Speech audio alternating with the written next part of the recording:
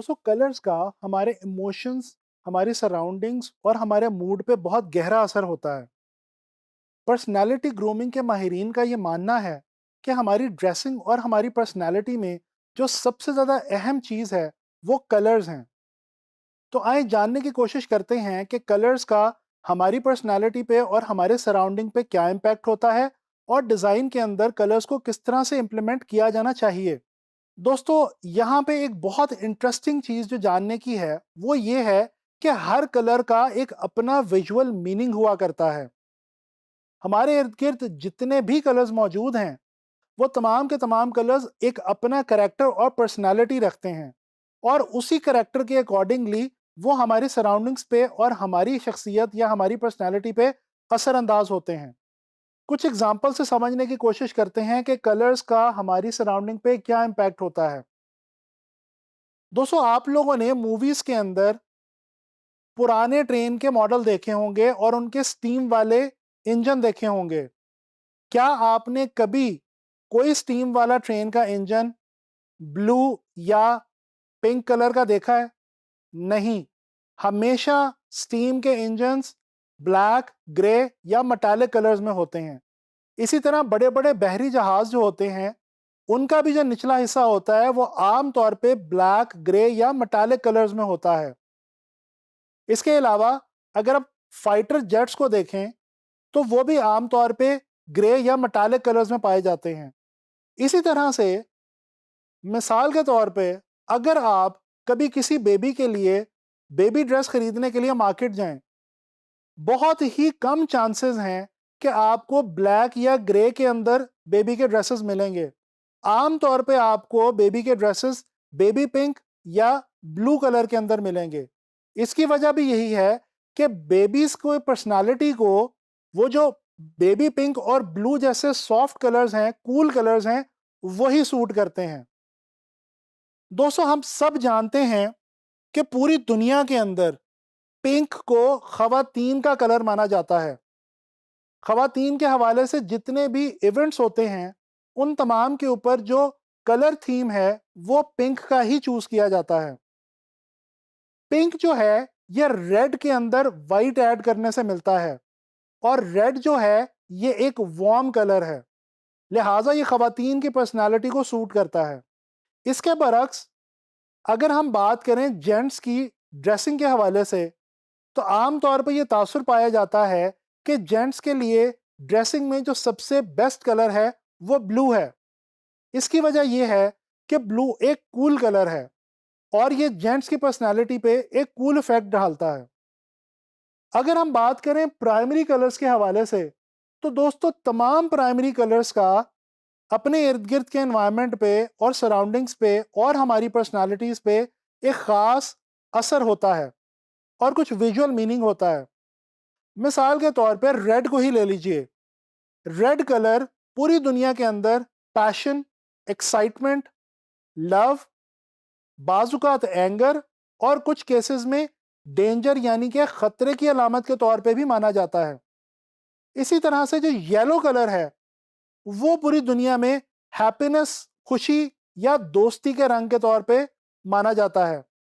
Blue colour को पूरी दुनिया में रिलैक्सेशन, कामनेस या कूलनेस का कलर कहा जाता है।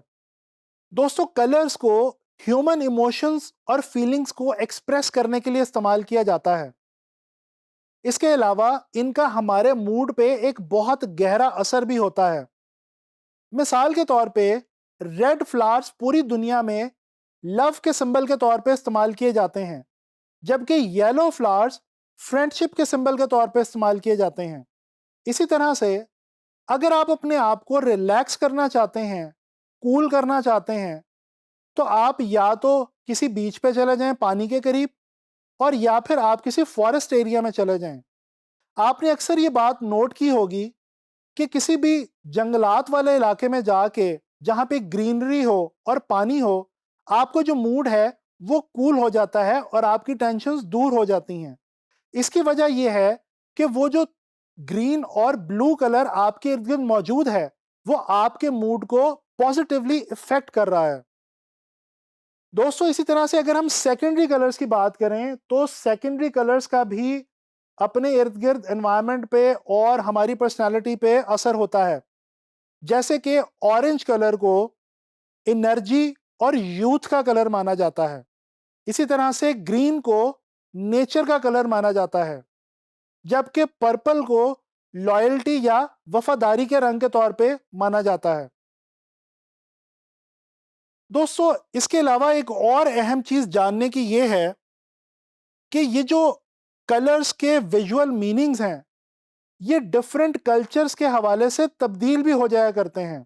मिसाल के तौर पे अमेरिका में ब्राइड्स अपने ब्राइडल ड्रेस के लिए वाइट कलर का इंतखाब करती हैं, जबकि हमारे यहाँ हमारे कल्चर के अंदर वाइट को सोग के रंग के तौर पे माना जाता है। दोस्तों ये तो हमने बात की कलर्स के हमारे मूड, हमारी पर्सनैलिटी और हमारी सराउंडिंग्स में असरअंदाज होने के हवाले से।